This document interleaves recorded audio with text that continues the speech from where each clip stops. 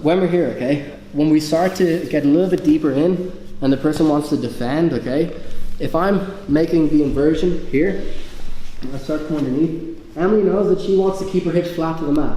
So if I can't throw the person's hips up into the air, I'm not going to be able to finish the position. So a lot of the time she'll put her hands on the mat like this and then try to push the hips in, like pushing your tailbone into the mat. And that can make it difficult to be able to do the position. And also if I'm loose with my legs, if she scoots back here, now when I try to go, it's very hard to take the back. So when we get upside down here like this, okay, if you find that you can't lift the person's hips up, what I want you to do is keep both your feet tucked into the body like this, okay? So I can actually flex this and try to throw it across, or I can keep it tucked. But if you feel that you can't throw the legs, we're gonna have to change the position slightly. So the foot that was the De La Riva hook, now I'm gonna clamp this in here to make a little bit of space to put my other knee behind her knee. So look, I make a little bit of space and my knee goes in behind the knee like this, okay? So both of my legs are hooking the leg that initially was the one I was doing the De La Riva on, like this, okay? So even if she wants to scoot back here, I can still keep the hips held in place by using my knee against her legs. There's another variation from here where you can hold like this if you know it. This is like a waiter sweep position. Don't worry about it if this doesn't make sense, but just so you know, when I do get upside down and the person's hips won't come into the air, I can start to switch my knee that was across the body in behind and then clamp to make a hook on the leg. And now I can start to work towards the back. So when I'm here, okay, I'm gonna be stretching. I like to put my foot on the back and then make a hook. This is called a crab hook, like this, okay? And this crab hook is the key for taking people's back, especially if they're like useful at defending, okay? So when you start to make this crab hook, there's gonna be a few details that you need to pay very close attention to, but the main thing that I want you to notice is that I'm torquing the person's knee, okay? So my knee is torquing into the hip and my foot is flexing the leg like this, okay? So I have tension with the hook. So this might be a little bit confusing. So if we go back a tiny bit here, so look, I'm going Berimbolo, I can't lift the hips, my De La Riva leg clamps to make a bit of space, my other knee comes in behind like this to clamp the leg. From here, I'm going to be stretching and putting what was my De La Riva foot onto the back of the calf, and then my other leg is making a hook like this, okay? If you actually just stand up, this will make more sense, just stay standing. If you guys know this, the Berimbolo, I'm doing the exact same thing with my leg, okay? So, but this hook is tense, it's tense, there's tension there. So, I sit the person down, I start to go all the way inverted. I feel like I can't lift the hips here. Okay, I'm gonna make a clamp with my leg, with my De La Riva leg, so my free knee can come in behind and I have a good grip on the leg like this. From here, I'm gonna start to step on the calf so that I then make the the crab hook with my leg like this. Key detail with the crab hook is that it stays very tight, so my foot is flexed and my knee is torqued in. We're gonna have to move back a little bit, so move back over here.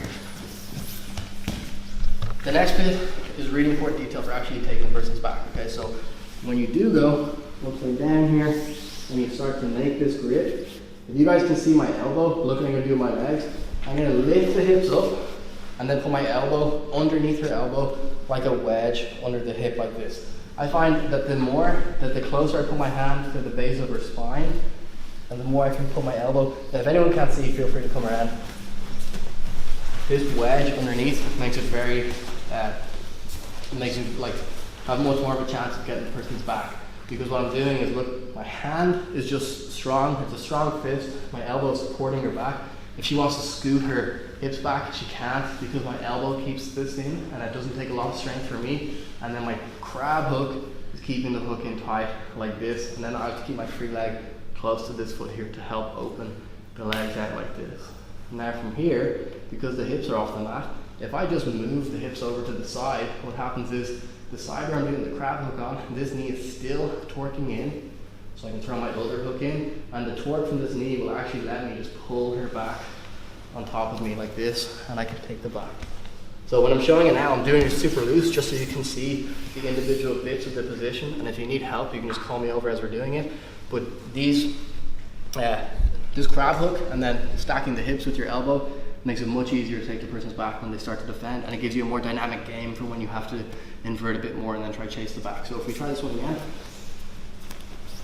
So I'm here, okay, everything's the exact same. Knocking the person over, I grab the hip and then I start to invert. I switch from the pants, the near side pants to the far side pants, but when I try to throw the hips up, okay, they're not moving. I'm gonna clamp to make some space, put my knee in behind, and now both of my legs are gonna clamp the leg here. From here, this foot, that's on top, the one that's the belly heave, and not the knee that's in behind, is gonna want the calf, and then the foot that was the knee in behind makes the crab hook like this, and I use this to lift the hips up and then stack with my elbow. So my elbow's stacked underneath the hips like this, like a support against the building.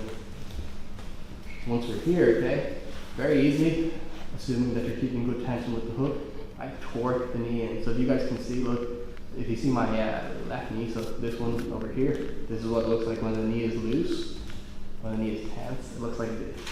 So I'm always trying to pull. Imagine if you had a like a piece of fruit in between the person's knee and your hip. I want to crush that like this, okay? My foot is flexing. So now from here, I can start to literally sit the person's hips down on top of my knee. And then when they sit down, I put my top hook in. I'm just going to pull the arm and pull it all the way over to the other side. And now I start to lock up the seatbelt as I put the second hook in. If you find this difficult to do, feel free just to practice making this torque here. Okay, so look, the knee wants to be pinched into the hip and my foot is flexing to torque the person's leg like this. This is really key. You'll feel when the person does this to you how much this locks your leg in place. It's very hard to get the hips free, and then the elbow under the hips to stack makes it easier to take the back. So if we do this one more time, let's do it real slow.